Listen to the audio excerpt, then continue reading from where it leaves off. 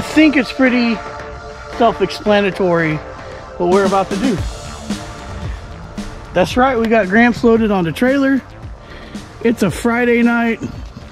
That means we're taking this 2.5 liter AMC design powerhouse to the track to show some fools how it's done. I hope we get at least a 19 out of this. I gotta be honest, I just saw the Faster with Finnegan episode with our buddy Brandon for Turbo V6 on YouTube, and they had a twin turbo Astro van, all-wheel drive. Not running the greatest, but it had more power than this thing, and it ran 19 something. So I'm really rethinking this whole thing. What do you think? I'm still gonna go with 1846, 72 miles an hour. You said you wanted to run 1996 because it's a 96 Dakota.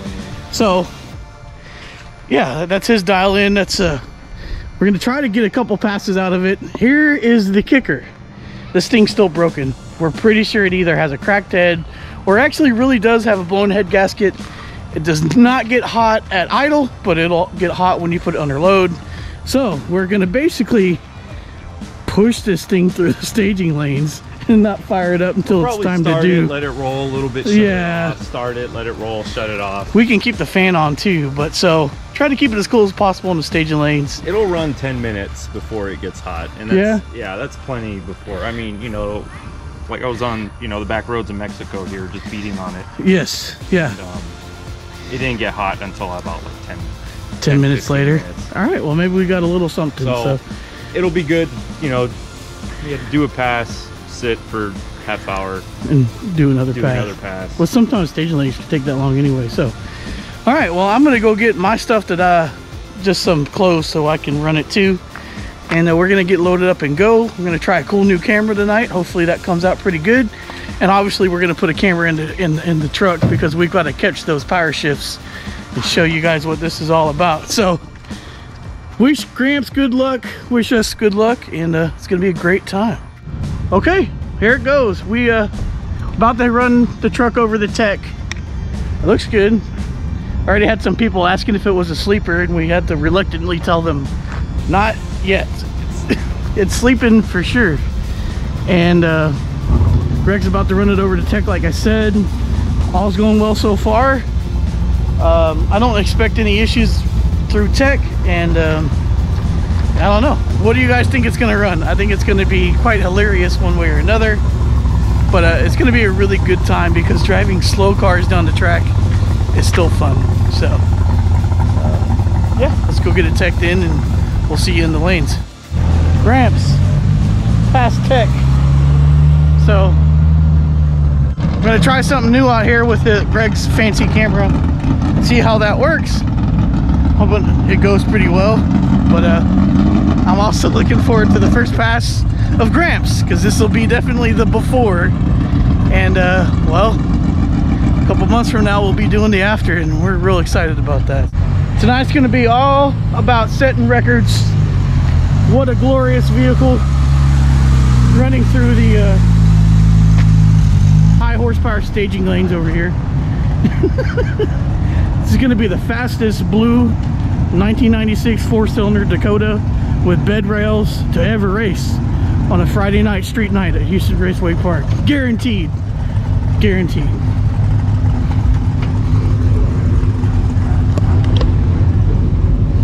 It's all about setting records, man. Yeah. Yeah. Yes, sir. Yeah.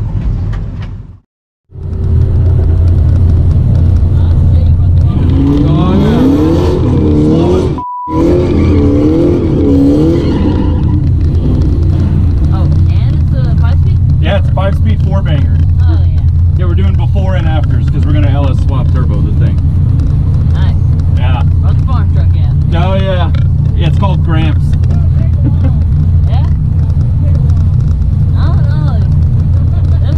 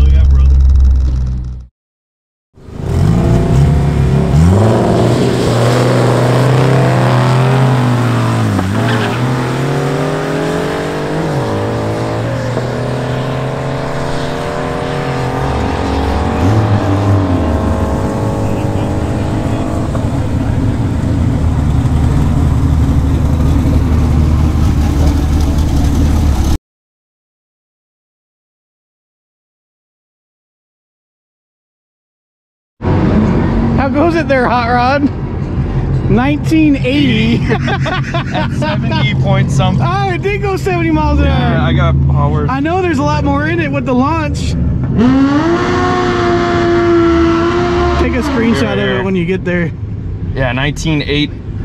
Yeah, 1980 with the one. At 70.51 miles an hour. Congratulations, Greg, for going down the racetrack for the first time in how many years? Probably 20 years. Yeah, it's been a while. It's like riding a bike. I didn't drop your camera. Good. That's so. How hot's it? Ah, that's awesome. Right there. It didn't get higher than that. Fantastic. Should I hot lap it? I mean, I don't. Well, I'll see if it'll make another pass.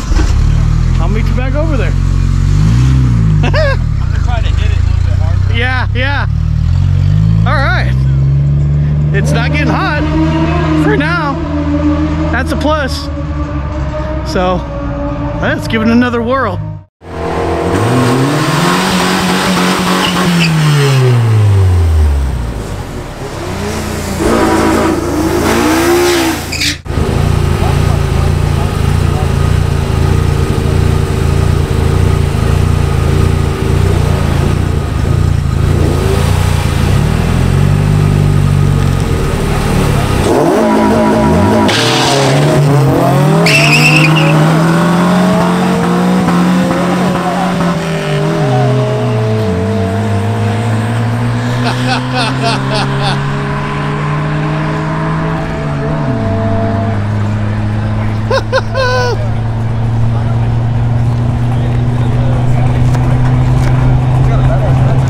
At 2066.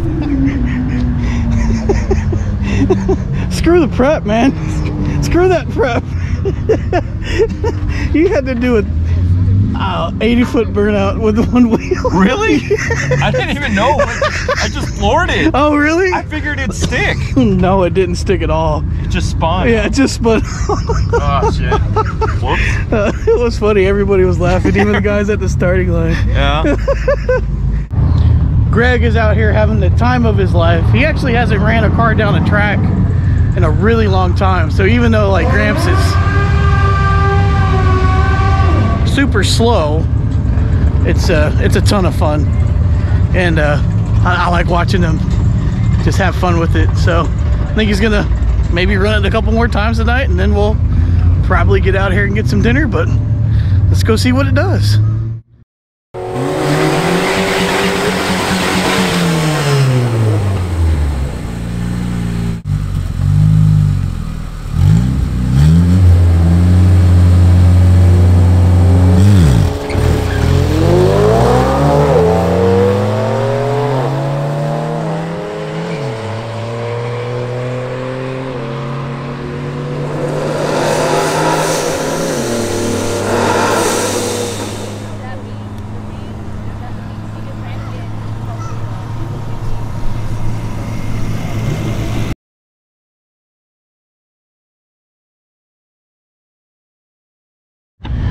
All right, that's a terrible launch, and I actually think I'm going to ask or recommend that Greg goes back on the back road back there and just tries a couple launches, because he's never raced a stick at the track before. So it's a total learning experience, even with a 19-second truck. You got to kind of figure out where to give it enough gas to not stall it, and not too much to just spin the tires. So I'm gonna recommend that he goes and does that, and then probably make at least one more pass. All right, here's what you do. You go back on the road over there, and you go practice a couple launches. Do what? Go back on the road that's way back over there. It's like a long road, and just practice a couple launches. Because it's either or not. I mean, it's up to you. I mean, I'm just trying to learn where. Right. It's, I was a little bit lower on the RPM. Right. So yeah, that's what you got to do, is kind of figure out the sweet spot where it doesn't spin the tire too much and it doesn't bog. It's still a lot of fun, man. What was the time on that one? 21 something. Oh, it was worse than that. Yeah, because that launch was awful. Yeah. So that's why I was saying, if you want, like, go practice, go back there in the road. It's kind of dark, and just practice a few launches until you get it to where, and then kind of gets into it. I kind of don't want to practice because it's going to overheat. Oh, it's overheating. No, but because it might overheat. Well, I got to keep the temp low. Oh, okay. I mean, you could do like 2 or 3 launches. It's gone up a little bit already. Has it? Yeah. Well, maybe we should let it sit for a little bit then. Yeah, I'm gonna park it. We'll let it sit. Okay. And then we'll try again. All right. All right, I think this is gonna be our last pass. Greg is going to feather it a little bit more instead of dropping the clutch. He's, you know, you always gotta learn these cars, and unfortunately when the truck can easily overheat, you don't have a lot of practice.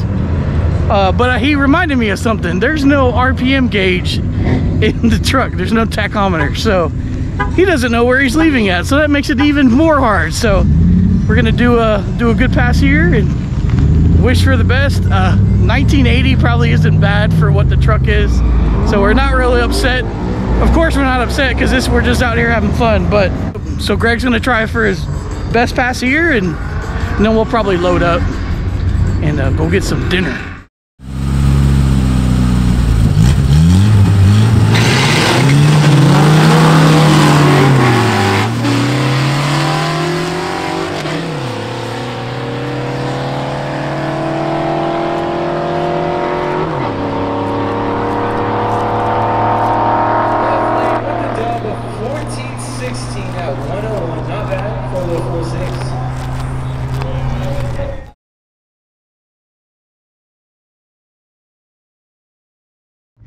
I never thought I'd be so happy to see a 19-second go up on the board. Oh, it was 19. It was 19 something. I don't know. We're gonna have to look it up on the phone. I think it's done.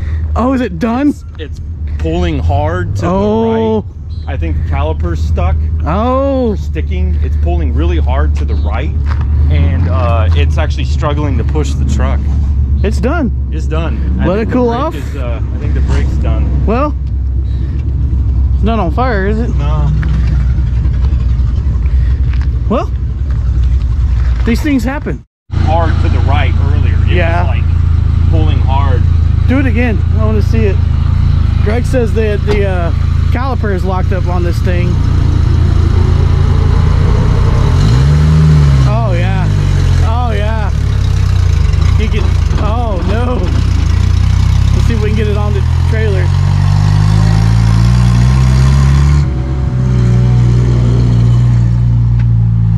Merry-go-round. Oh yeah, it stopped it.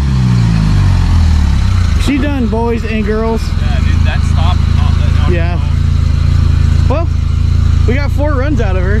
Yeah. You improved your 60 foot by 4/10 and ran like a 1930 something. You got almost an 18-second truck. But obviously, I mean, it's gonna change. the caliper felt weird earlier. Like, Yeah? it just felt weird when I was in the staging lanes. Well, like, I had one lock up it would before. stage and then it would just stop. Oh. And stage and then stop. That's why. And I think it was starting that's to why lock the up, or light's it was on too, tight. because the pedal's down too far. Well, the ignition's off. Well, still. Yeah, it's I mean, it might be an 18-second truck. Yeah. Without the caliper holding up. It. But I mean, the truck sat for so long, and Yeah. I mean, whatever. Let's load her up and let's go eat. Yeah, no, we're done. Yep. Let's go. This never gets old. Just walking in to the shop. Pretty cool experience that I get to do this in my own shop. But anyway, that's not what I'm here to talk to you guys about. As you can see, Gramps is in here, still on the trailer. The thing is, I'm going out of town tomorrow morning. I don't usually go out of town very often, but I've had a couple training things to do for work, so I've had to go to Wisconsin. So I'll be doing that for the next 4 days. So I didn't really have time, and Greg didn't really have time to get Gramps off the trailer. And I'll see if I can show you guys why. I don't know. Oh man, it's too dark. Let me try this again. All right, I got a little light under there now. If you guys look right there, that's a vice grip. And we vice gripped the brake line on the side of Gramps. The reason we did that is because before we got Gramps on the trailer, it fully locked up this wheel to where the truck would not move. It was basically a line lock. It just got worse and worse. We had already put the cameras up, so I couldn't film it. I probably should have pulled my cell phone out to show you guys that.